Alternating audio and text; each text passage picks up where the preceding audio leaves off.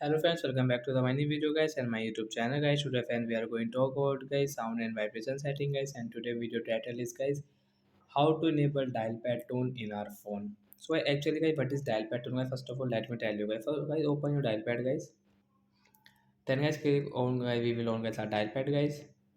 So when you can see guys, if we enter any number in our dial pad, so when you can see guys your dial pad's tone. But guys this sound is not working now. So how can we on guys, means how can we enable this dial pad tone in our phone? Today I will show you, I will tell you guys.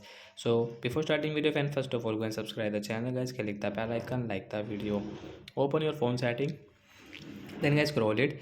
Friends, click on guys your phone sound and vibration setting guys, tap on sound and vibration. Again scroll friends, you can see guys your this additional setting guys, tap on additional setting. Friends, you can see first one guys, this dial pad tone guys we will enable from this right side icon.